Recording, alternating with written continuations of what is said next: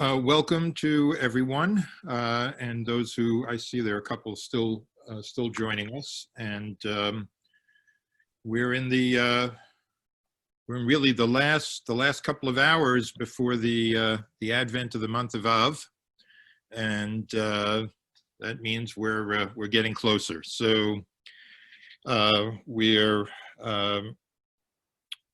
we're part of this preparation that we all go through every year for how to approach these Yamim Noraim, days of awe. And the principal subject for these two sessions this week is a particular section of the Piyut Unatana Tokef. And to be specific, it's the target here, the principal subject is its final section. Now, the fullest possible understanding of how this famous poem ends and why that is important does, however, require that we also focus our attention on the liturgical piece as a whole, not only on the end. And not only on that, but in addition, we should be focusing, and will, on at least a few of the ways in which Unatana Tokef has been read and heard and reacted to. So today's session will be devoted to these two focuses. That is, how it reads up to its final section and how it has landed with its Jewish audiences. And in doing that, we will be laying the necessary foundation for what is our ultimate target, which we will get to on Thursday, and that is our exegesis of the poem's conclusion and the religious meaning that it offers us. The majority of the texts in your source packet are going to be texts that we're going to look at on Thursday. We will only get through and deal with the first three today, but there is plenty to do with that. So let's begin with that first text, which will enable us to take a look at the piyut, the piece, the liturgical piece, as a whole. So if you would turn to the source packet, and it's the full text of Unatana Tokef in Hebrew and English begins on page 1. I know this is well known basically to everyone, but is often, even with well-known texts, useful and edifying to take another real-time look at it. So there are a couple of phrases here that in a little bit I'm going to call attention to, but let's just kind of read it through. Let us acknowledge the power of this day's holiness, for it is full of awe and dread. And on it your kingdom will be exalted, your throne will be established in love, and you will reign from it in truth, or literally sit on it in truth. We have someone screen sharing here that shouldn't be happening. Let's see if we can. I stopped it. Yeah, okay. Truly, you are judge and prosecutor and litigant and witness and author and sealer and recorder and recounter. You will remember everything that has been forgotten. You will open the book of memories and it will be read from. Everyone's signature is in it. And a great shofar will be sounded, and a thin whisper of a sound will be heard. And angels will recoil and be gripped by shaking and trembling, and they will say, "This is the day of judgment, for reviewing the hosts on high in judgment. For they will not be innocent when you judge them. And all who enter the world will pass before you like sheep, as a shepherd searches for his flock and has his sheep pass under his staff. So too will you record and recount and review all living beings as you have them pass by. And you will decide the end of all creatures and write down their sentence." And then we go on Rosh Hashanah, it's written down, Yom Kippur sealed, and we know this litany very well. who will pass on and who will be created, who will live, who will die, who will at their end, who not at their end, by fire, by water, by warfare, by wildlife, hunger, thirst, plague, earthquake, strangling, stoning, etc.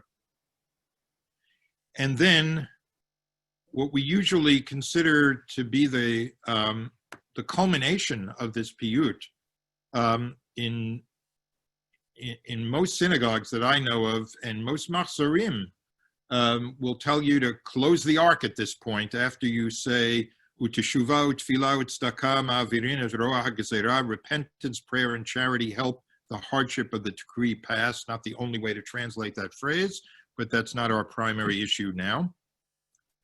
And then, but it goes on. For your glory is like your name, slow to anger, quick to forgive. You do not want the dead to die, but for them to turn from their path and live, picking up on this teshuvah, repentance. You wait until the day they die, accepting them immediately if they return, im yashuv, again, teshuvah. And then this penultimate paragraph brings us to the mortality of human beings, flesh and blood, coming from dust, returning to dust, like broken earthenware, like withered grass, faded blossom, like a passing shadow, a vanishing cloud, like blowing wind and the sprouting dust, and like a dream that will fly away. V'ata melech el chai v'kayam, but you are the sovereign who lives eternal. So we can roughly discern 4 sections here. The first is a declaration, Unatana, that this is a judgment day, the declaration that this is a judgment day, in which the evidence is plain and accurate. It is laid out before the judge. Because it is plain and accurate, it is not susceptible to challenge. And this, this first section takes us through almost through the first 3 lines, actually 3.5 lines in the Hebrew, and through the beginning of the 6th line in the English. And then we get to the sounding of this shofar. Section 2 is about the judgment being of all creatures, even the heavenly ones, all of whom pass in the review like a procession of sheep. And the judgment is written and sealed during these days, Rosh Hashanah and Yom Kippur, down to the specifics of everyone's sealed fate, whether it's by fire or water or plague or earthquake, whatever it may be. And this, of course, takes us through the end of the 2nd paragraph in the Hebrew and in the English. And then the 3rd section begins with repentance, prayer, and tzedakah, teshuvah, tefillah, tzedakah, having an ameliorating effect. And God is said in the sequel to have a desire for repentance. And so this takes up the next 2 paragraphs in both the Hebrew and the English. And finally, we get to the 4th section, which is the last one we looked at, of course, about the fleeting and fragile nature of mortal human life, contrasted at the very end to God's eternality. That's the section that begins with the word emet, or truly, emet ki atahu yotzram. And that forms the completion of the poem. So that 4th section, the 4th section about the fleeting and fragile nature of mortal life, that's going to be our exclusive and intense focus on Thursday. But to start off today's broader considerations, I want to start with a few comments on the first 3 sections here. So the first one, the declaration that this is a judgment day with the evidence laid out. So as I already noted, for those who may have been with me last week in the class on Hayom Harat Olam, that first section that announces the Day of Judgment both echoes and at the same time distinguishes itself from parallel Christian poems. Those latter poems from the Christian tradition describe a last judgment in terms that are very similar to Unatana Tokef. We saw that there is trembling even among the angels. There's the sound of a loud horn. There are open books that reveal everything. There's the treatment of subjects as sheep and various other motifs that are clearly parallel. But for Unatana Tokef, this is not a last judgment at the end of regular time. Instead, it places the judgment annually in the recurrence of the days of awe. And because of that, it has to consider the effect of the judgment on the life that's still going to go on after the day of judgment, since it's not going to be the final reckoning. An important point to recognize here.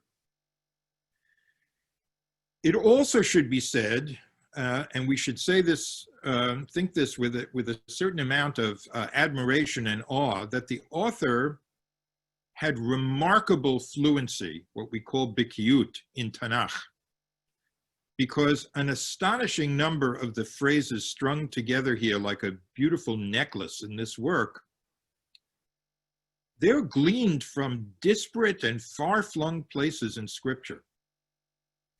And this is, I think, important enough for our purposes on Thursday, as will become clear in good time, that it's going to be worth my putting up on the screen now a not perfectly complete list of these gleanings.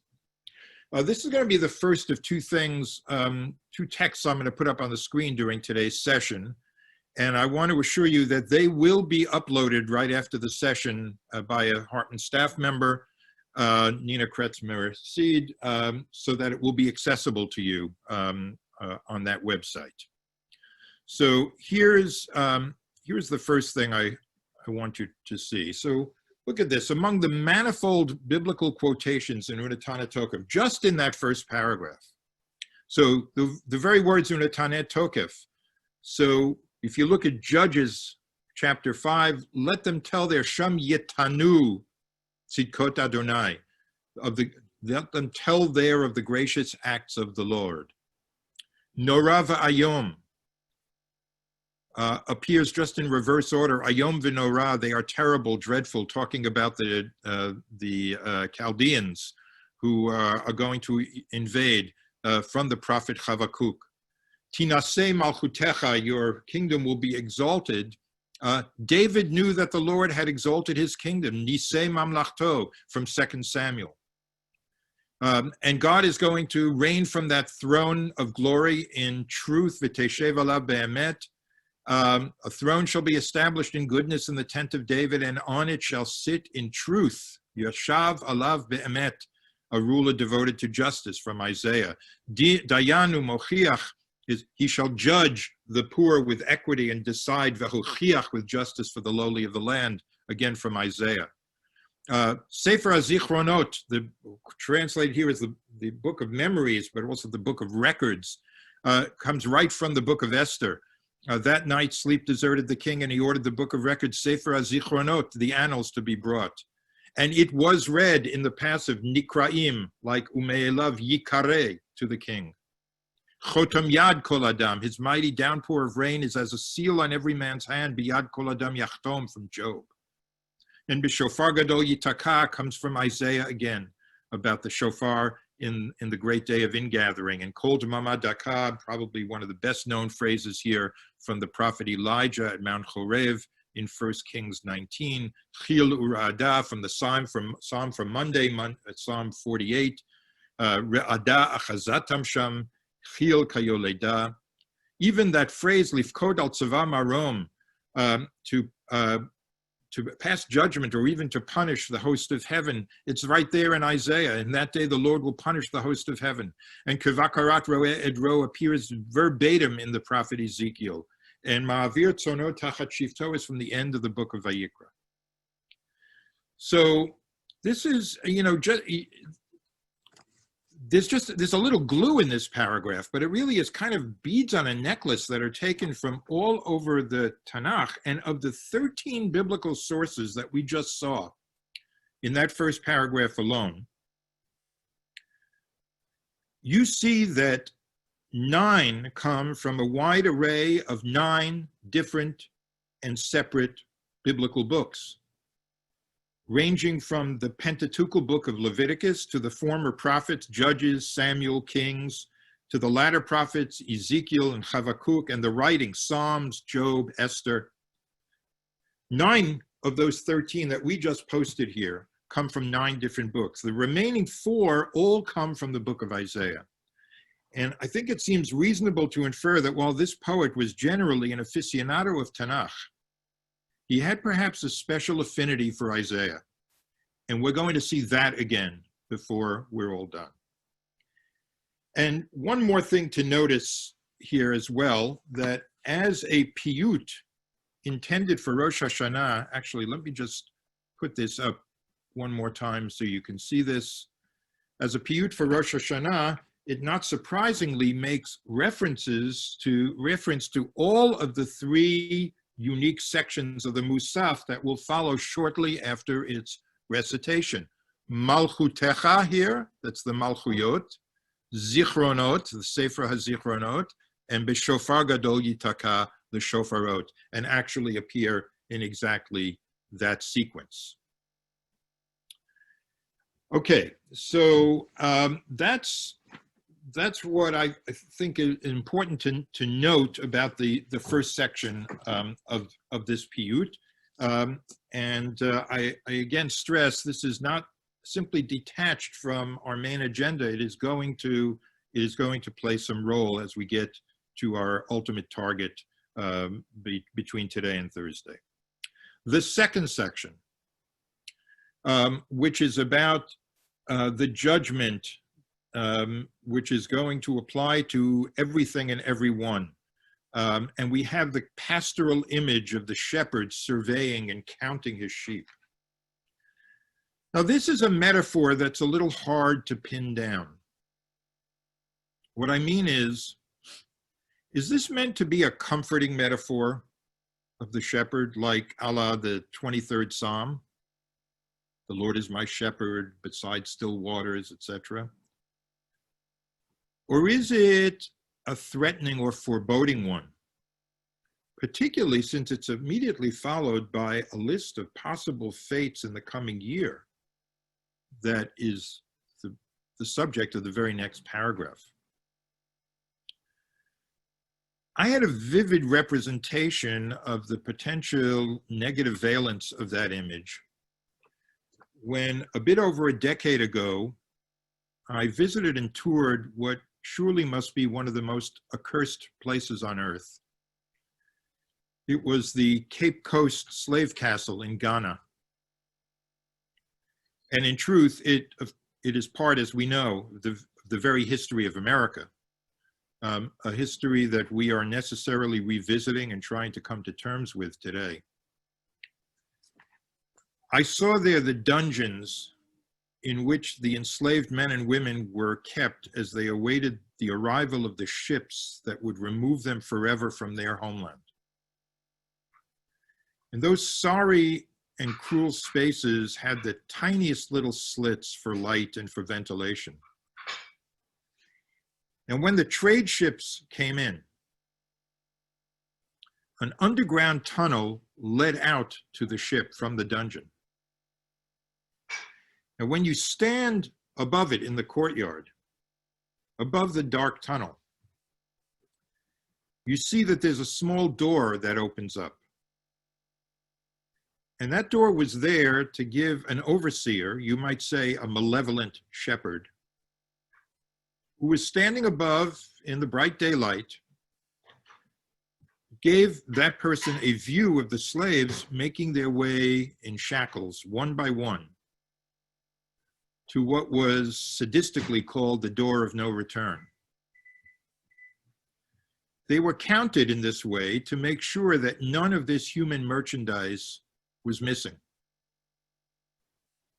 And some of them would live, and some would die long before their time, some by water, some by starvation, some by thirst, some by disease.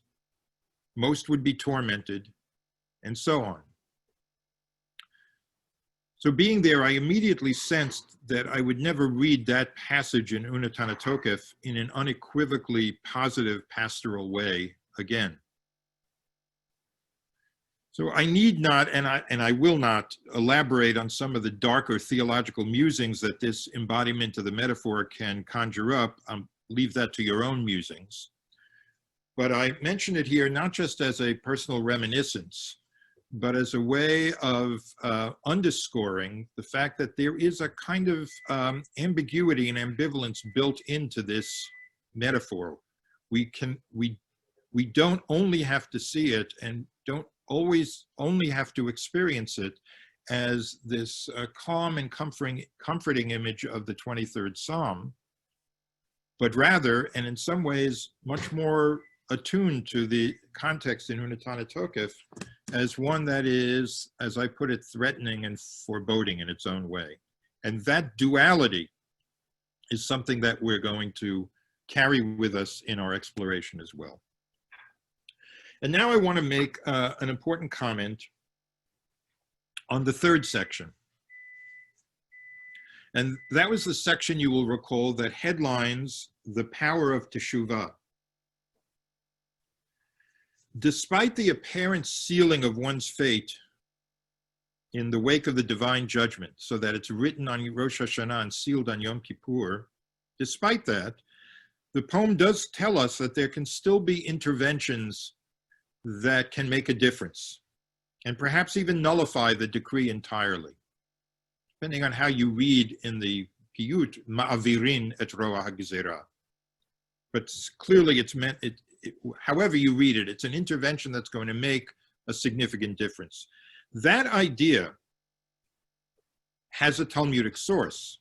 In fact, it has two such sources. One of them in the Babylonian Talmud, what we call the Bavli, and one in the Talmud of the land of Israel, which we call somewhat inaccurately the Yerushalmi. So the Bavli, so this is in Tractate Rosh Hashanah 16b, for those who want to note that down and if they want to look it up. Rosh Hashanah 16b tells us in the name of Rabbi Yitzchak that there are four things that can tear up a person's verdict, mikarin et gizar dino. And they are tzedakah, tze'akah, shinui Hashem, and shinui ma'aseh. That is charity, tzedakah, crying out, tzedakah, which presumably means heartfelt prayer, charity, prayer, changing one's name. It's almost as if they're going to get you, they can't find you if you change your name. And most to the point, changing one's behavior, shinui maaseh. The Yerushalmi, on the other hand, and this is in the beginning of the second chapter of Ta'anit, and in the Venice or the Krotishin printing, it's in 65b. Tells us in the name of Rabbi Elazar that three things can nullify the harsh decree. Not four, but three. Shlosha dvarim mevatlin et hagzera kasha. Three things can nullify the harsh decree, and they are tefillah, tzedakah, uteshuva. Tefillah, tzedakah, teshuva. So clearly our poet was following the Yerushalmi version. A fact that has bolstered the near consensus scholarly opinion that this poem was written in the land of Israel in the Byzantine period. Now that, of course, is very different from the legend that is set in medieval Europe with which the prayer has long been associated, but more on that will come presently. Right now, please pay attention to one more thing, which is right there on the surface. The list in the Yerushalmi puts tefillah first and teshuva last. Tefillah, tzedakah, uteshuva. But Unatana Tokef moves teshuva to the front of the list of three. Teshuva, tefillah, tzedakah. And indeed, in the piyut sequel to this, the only one of these three that is elaborated upon is teshuva, because we are told that, as we saw already, God desires it, God waits for it, And God knows that we are frail and prone to sin, but that we're also capable of turning. That's in the poem right after Teshuvah Tfilah Tzedakah. So this emphasis on Teshuvah, making it first in line and the one that is subject to elaboration, that emphasis on Teshuvah is going to be crucial for what we will eventually get to before we are all done. Okay. So we've said a few things about the overall composition of the piyut. Now I want to turn to a few reflections on how it can be and has been read. So we're going to, in fact, look at two examples here, and they will present a curious contrast. Because on the one hand, we're going to meet a practicing and shul-going Jew for whom Unatana Tokef became the cause of her leaving shul. And on the other hand, we're going to encounter an insistently secular community for whom, as a community, the prayer took on a compelling and a magnetic meaning. By the way, I can't, having said that Unatana Tokef became the cause of her leaving shul, the first reaction we're going to look at, I'm sure that many people here recognize that there are various inflection points in the long services on the days of awe, after which you can usually expect people to start filing out of shul. You know, they've reached their, you know, what they came for. And Unatana Tokef is certainly one of them. You see that year after year. When Unatana Tokef is done, the highlight has been achieved and people feel free to go away. But that's not the kind of leaving of shul we're talking about here, as we will see, because it's in text too. And it's from Harold Schulweiss's book, For Those Who Can't Believe. And it contains a letter that he actually received from one particular congregant on one particular Rosh Hashanah, or just after one particular Rosh Hashanah.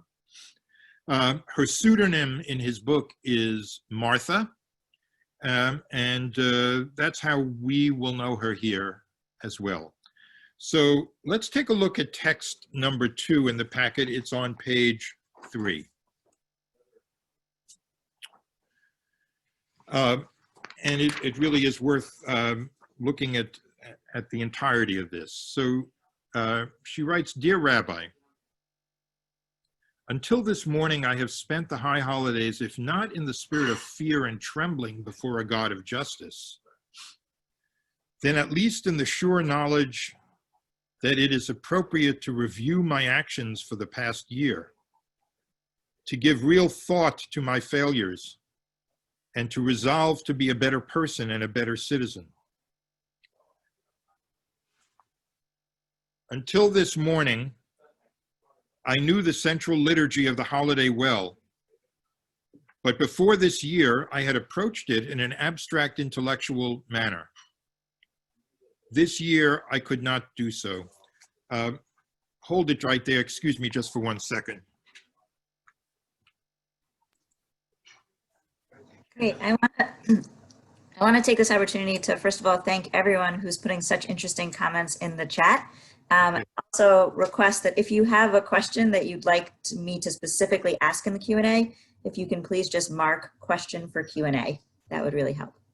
Sorry, I have some kids and grandkids over here, and they forgot the injunction not to be talking in the background here, so just wanted to remind them. Okay, so this year I could not do so. Several months ago, I had surgery for cancer, and I felt very keenly as I approached these days that in a real sense, my fate for the coming year has been written, if not in a book of judgment, then in my own body. I look forward to health, but I may not be granted it. As I read, the questions of the service were familiar. How many shall pass away? How many shall be born? Who shall live and who shall die? But the response, repentance, prayer, and righteousness avert the severe decree, for the first time carried a terrifying implication. It seemed to me as I read this that my own liturgy was binding my fate to my behavior, that my illness seen in this light has been the result of some terrible unknown transgression, and that the ultimate punishment for failure to discover and correct it could be my death. I do not believe this, not with my head or with my heart. Nevertheless, as a committed Jew who takes language very seriously and believes in community prayer, I would be forced to repeat the central cornerstone over and over should I attend services for Yom Kippur. It seems today that my choice is a terrible one: to flagellate myself emotionally by joining my congregation, or to spare my feelings by isolating myself from my family, my friends, my community. It is a choice I never believed I would have to make. I know there must be others in our congregation who sit suffering silently as I did today, who wish to join Jews around the world at this time, but find the price too high to pay. I do not write expecting an easy answer. Holocaust literature has taught me that there may be no answer at all. I write instead because I must, because to muffle my sadness and my anger will destroy something in the commitment that I have worked so hard to build. I write with pain, hoping that from the expression of my dilemma will grow some insight, some way. Now, I could take a poll, I suppose, though I'm not going to do it, a poll as to how many among us have ever felt about this prayer in any year the way Martha did that year. That'd be a kind of interesting poll. But now here's something that I find very fascinating in this letter.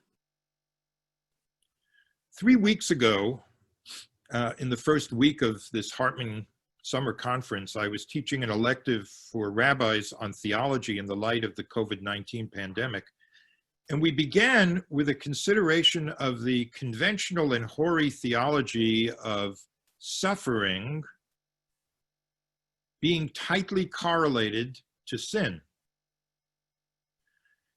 And we noted that as difficult as that theology can be when we stand it up beside all the fairly obvious counterexamples in the world, still it has always had the appeal to those who were suffering, or at least to some who were suffering, that if their actions or inactions had brought on their distress, then just maybe their actions could undo that distress as well. In other words, the otherwise very problematic theology gave many, though not all people, a sense of control, and in that way averted the special terror of randomness and chance. And that's what's so fascinating to me about Martha's case. As a committed and practicing Jew, a davening Jew, which is how she describes herself, she is somehow more able to deal with the idea of an arbitrary decree than she is with the assertion that it responds to what we do or don't do. You remember back in the letter, she had no problem with who shall live, who shall die, who by fire, who by water. She knew that these things happen to people. And she knew that something was happening to her in her own body, that she didn't know where it was going to end up. And she somehow was able to accept that. What she could not accept was uteshuva utfila utstaka ma'avirin et roa hagzera, that somehow this was connected to how much teshuva she did, or how much prayer she did, or how much charity she gave. In this sense, she's like Job, because she knew the truth about herself and her disease, and she would not acquiesce in a worldview that the prayer seemed to be foisting upon her. And that then is Martha's story of an encounter with Unatana Tokef and the break that it precipitated for her. So that's a paradigmatic, at least, of one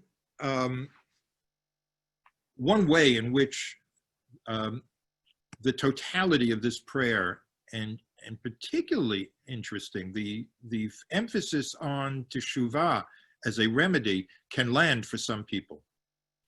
And as I said, I wouldn't be surprised if a poll here would show a certain amount of affinity to that, or at least a recognition that, yes, I felt like that way at some time or another. Now, I mentioned before the common legend that is long associated with Unatana Tokef. It is that it was the result of a spontaneous deathbed composition of one Rabbi Amnon of Mainz in the Rhineland, who was tortured for refusing to convert to Christianity, and who fully accepted that torture and death because he fully accepted God's retributive justice. The legend is put forth in the 13th century work Or Zarua of Isaac ben Moses. There are a host of reasons why this story has to be considered legendary and not historical, but still the story bears looking at as a story. In the story, capping the description of Amnon's torture and his poetic declaration of faith, which constitutes the Unatana Tokef, and his immediate subsequent death, it sums up the tale with the quotation of this verse from Psalm 31. Ma rav tuvcha asher tzafanta lireecha. How abundant is the good that you have in store for those who fear you. Now, most of us presumably would, I think, would look at this and read it as the storyteller thinking about the good asher tzafanta that you have in store, that you've secreted somewhere. Remember what tzafun is at the Seder. The tzafun is the secreted afikomen. What goodness you have in store for this person who has been tortured in this life, but who must have something phenomenal waiting for him in the next. The question is it possible instead to hear something of a cynical protest in this quote at the end of that tale? For exactly what good did the legendary Amnon experience in this tale? Now, the notion that it was indeed a sardonic ending to the legend was put forward by an Israeli educator. He was a secular kibbutznik from the kibbutz known as Shfayim. His name was Shneir Einam. I don't know whether his notion ever achieved written publication, but it was quoted as oral Torah in a booklet called Yalkut Yom HaKippurim. And Yalkut Yom HaKippurim, the Yom Kippur anthology, was published by the Jewish Festivals Archive. You got that? The Jewish Festivals Archive, which is housed at Kibbutz Beit Hashita in the Beit Sha'an Valley. There's not going to be a quiz on the names of all these kibbutzim, so don't worry about that. But do remember this name, Beit Hashita in the Beit Sha'an Valley. It was in that booklet published by their Jewish Festivals Archive that I came across this idea that maybe this was an ironic, sardonic protest at the end of the tale. So some words about Beit Hashita are very much in order here, and that will become quite clear. It was founded in the 1930s. From its inception, it has been a very secular, one might even say militantly secular kibbutz. So why did it produce an archive on the Moadim, on the holy days of Israel? What's that all about? So the Festivals Archive was in fact a labor of love and of principle of a man named Aryeh Ben Gurion. He was one of the first members of the kibbutz, and he was a nephew of the famous prime minister. in addition to being a believer in the Zionism of labor and of the land, like all of the founders of the kibbutz, he was also a cultural Zionist. And in particular, he believed that a Jewish state could never be successfully built if there was going to be widespread ignorance of the classical culture of the Jews.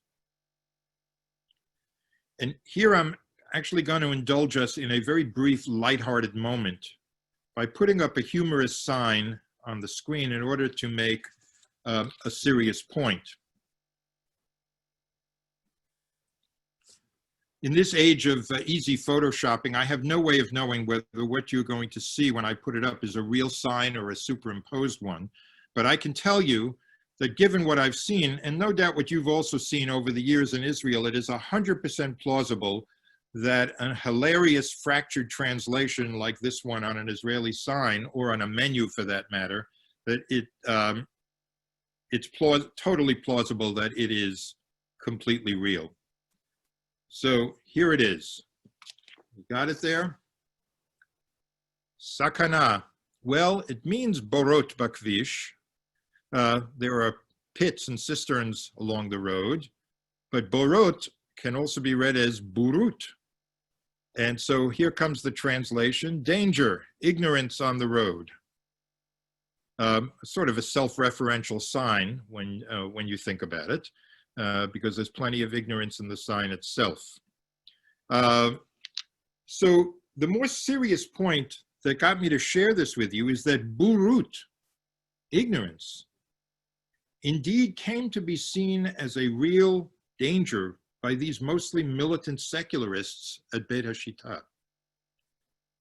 There was a strong sense, not only for Ben-Gurion's nephew, but for kibbutz members generally, that the generation that they had raised comprised young men and women who were rejecting the same traditions that their elders had rejected. But they didn't know nearly enough about them to have a cogent reason why they were rejecting them. And that bothered the elders.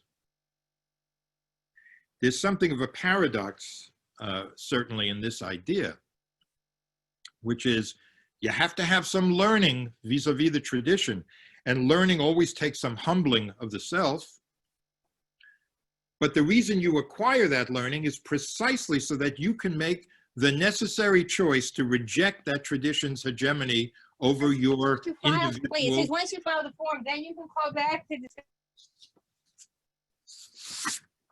Okay, please remember to keep yourselves muted. You acquire that learning precisely so that you can make the necessary choice to reject that tradition's hegemony over your individual and communal life. And so to combat that ignorance, there is a Yalkut Yom HaKippurim. There's a Yom Kippur anthology. And there are Yalkutim for Rosh Hashanah and for Pesach and for Shavuot. And in the same vein, there were even produced two full cycles of essays and inquiries into Parashat HaShavua, which were never read in the synagogue there because there was no synagogue. And yet it was important to know that. Now, Yalkut Yom HaKippurim, which is where I first encountered this suggestion of this ironic protest end to the legend of Rabbi Amnon. It begins with biblical and Talmudic treatments of the holiday, but it eventually builds up after nearly 200 pages to a substantial excerpt from Chaim Nachman Bialik's poem, Lifnei Aron HaSfarim, Standing Before the Bookcase, which he wrote in 1910. Aron HaSfarim is in that compilation about Yom Kippur because it so completely captures this approach avoidance phenomenon in that kibbutz towards the tradition. And Yom Kippur, of course, is kind of seen as the pinnacle of that tradition. And because it captures it in that way, I'm going to put it up on the screen so we can look at a few passages from it, from that Bialik poem. And again, I remind you that immediately after today's session, both this and the former texts of the biblical citations in Unatana Tokef will be uploaded to the website where you will be able to access them. So let me put this up now. So here are excerpts. It's not just the bold that's excerpts. The whole thing is maybe about 80% of the poem as it appeared in that Yalkut. And we can confine ourselves to what I've put in bold here. Acknowledge my salute, you ancient parchments, and accept my kiss, you who lie in dust. The poet is speaking to the books and the scrolls on the shelves. From journeys to distant isles does my soul return. Like a wandering dove trembling with exhausted wings, does it knock once again on its childhood's doors. Do you still recognize me?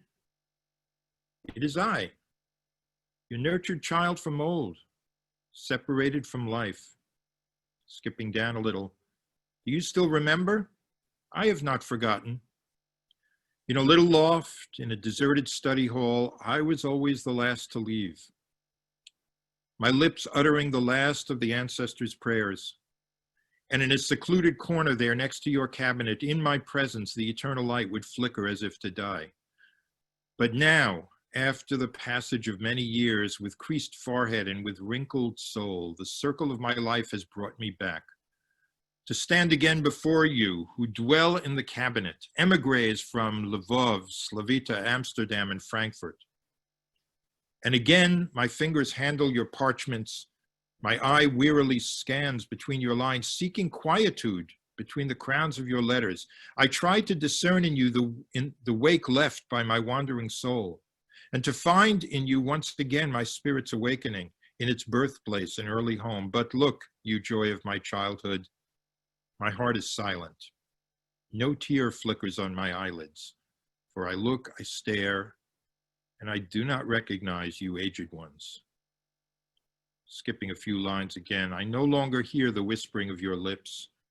Your murmurings from beyond the grave are lost beyond recovery. You, ancient books, God's stars in the stark sky, you who can read my heart and soul, why are you quiet? Why are you silent? Can it be that your golden eyelids have nothing to say to me and to my heart? Or can it be that you do, but it is I who have forgotten your language? I who no longer understand your speech laden with life's secrets. Answer me, you stars of God's night, for sadness has taken hold of me. That gives you a good sense of what I've described as the kibbutz members' wish that they could reproduce in their children the intimate familiarity with the tradition that informed their, paradoxically, that informed their refusal to live by its dictates, because they understood deeply what those dictates were. And as remarkable as it is that such a place produced a 200+ page booklet on Yom Kippur, it is just as noteworthy that this Bialik poem, which has nothing ostensibly to do with Yom Kippur, found its way into that collection. Well, over the centuries, as you know, Unatana Tokef found its way from the Rosh Hashanah prayers into the Yom Kippur prayers as well.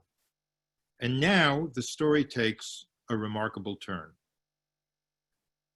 because something shattering happened to Beit HaShita in 1973. On Yom Kippur, war broke out, and when the casualties were counted, Beit HaShita had the highest per capita losses of any town or village throughout all of Israel. 11 young men killed. And that forever changed Yom Kippur in that bastion of secularity. It didn't change the secularity, mind you, but it changed Yom Kippur's place in that setting. So here, turn to the third text that we'll look at today. It's on page 4 in the packet. And just about 8 years ago, an article in the Times of Israel. And look at the second paragraph here, because the first paragraph talks about what I just described, how 11 of them died. It was something terrible, kibbutz member Rachel Meroz recalled in this same documentary, describing the 11 simultaneous burials, like the destruction of the third temple.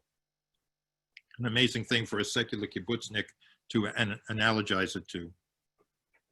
From 1973 on, Yom Kippur on the kibbutz became a day of mourning for the men killed in the war. The grief of Beit HaShita was still raw 17 years later in 1990, when one of Israel's best-known songwriters, Yair Rosenblum, among the things he wrote was Shir LaShalom, he came to stay at the kibbutz. And as Yom Kippur approached, he decided to give something personal, something of himself to this special day. Next paragraph. At first, he thought he would write new music for Kol Nidre. But at the same time, he looked for other ideas. Flipping through a High Holidays prayer book, I love that image. It's just kind of skimming through the Machzor. He came across Unatana Tokef. The prayer's name, roughly translated as "Let us relate the power," is taken from its opening phrase, "Let us relate the power of this day's holiness." In 1974, the prayer had served as the inspiration for Leonard Cohen's song, "Who by Fire." Next paragraph, second line, the text of the prayer could not have been farther from the kibbutz's militantly secular approach to Yom Kippur. What possible connection could there be between them and the theology of this prayer? Would Yom Kippur, which members had marked as a day of meditation and honoring the dead that had nothing to do with a God whose non-existence they considered to be an article of faith. This prayer, in contrast, depicts humans as negligible in comparison to a deity described as an all-powerful shepherd, a righteous judge, and an eternal power over the lives of men. Yair Rosenblum, that is, he read it, and he knew that this was what he was looking for. He didn't shut his eyes all night. He waited for the morning, for the house to be empty of people, and for a chance to play uninterrupted. And when this Michal Shalev arrived at about 10 a.m., she found Rosenblum writing and crying. He played her a tune he had written for the prayer, a melding of European cantorial melodies, of Sephardic tunes, and modern Israeli music. It was one of those moments in which you feel shaken and an excitement that has no room for words. 3 paragraphs later, the song was sung at the end of the ceremony on the eve of Yom Kippur that year, 1990. The kibbutz had a memorial meeting every year, Yom Kippur, and it was sung that year. Rosenblum had introduced an unapologetically religious text into a stronghold of secularism and touched the rawest nerve of the community, that of the Yom Kippur War. The result appears to have been overpowering. When Chanoch, who is the man singing it, Chanoch al-Balak, when he began to sing and broke open the gates of heaven, the audience was struck dumb. I want you to hear much of Yair Rosenblum's composition, chanted by that Chanoch al-Balak. And you can follow the Hebrew text, which is in your source packet, again, back at text number 1, which has the text of Unatana Tokef. The excerpts that you will hear will include the entire first paragraph to the word Gezar Dinam, and then it's going to skip to the next to the last paragraph, beginning with the word Emet. Jen has graciously queued this up for us, and she's going to play it now. It's about 4.5 minutes long.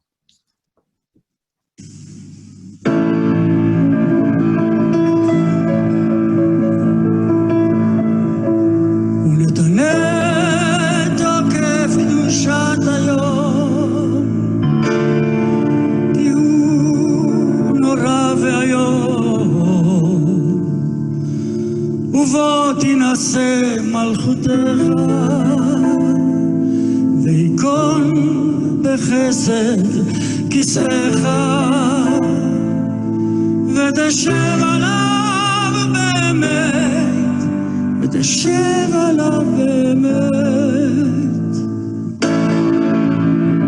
אמת כי אתה עוד דיין ומוכיח ויודע ועת,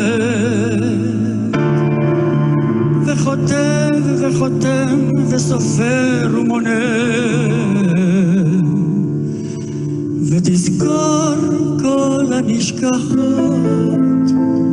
ותפתח ספר הזיכרונות, ומאליו יקרב וחותם יד כל אדם בו,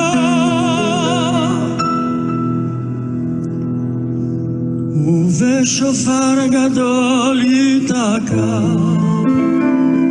וכל דממה דקה יישמע, ומלאכים יחפזון, וכאילו רעדה יוחזון, ומלאכים יחפזון, וכאילו רעדה יוחזון, ובשופר גדול ייתקע, וכל דממה דקה יישמע, ומלאכים יחפזו, וכאילו ידה יאחזו, ומלאכים יחפזו, וכאילו ידה יאחזו.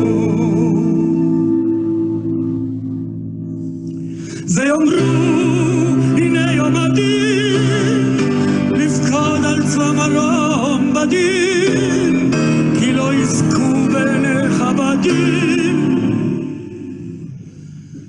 וכל באי עולם יעברו לפניך כבני מרון, כבקרת רועה עדרו מעביר צונו תחת שבטו, וכל באי עולם יעברו לפניך כבני מרון, כבקרת רועה עדרו מעביר צונו תחת שבטו,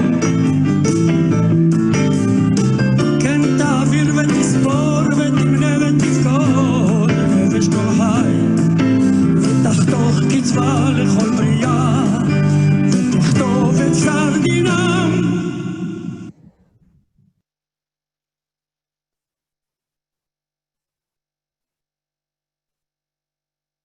גזרה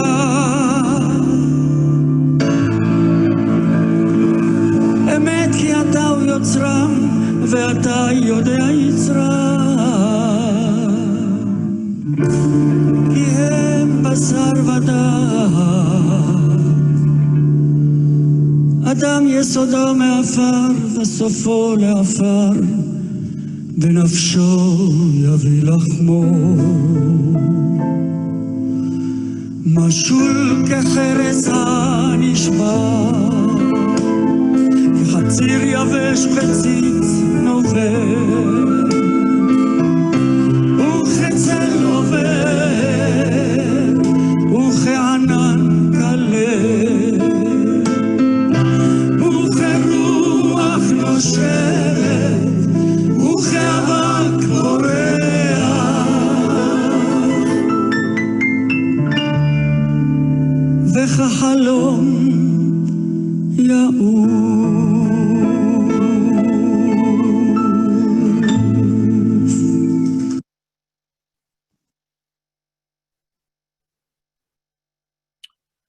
Okay, I noticed in the chat that a good number of you are already familiar with that, though I'm very familiar with it and don't mind feeling the power of it over and over again.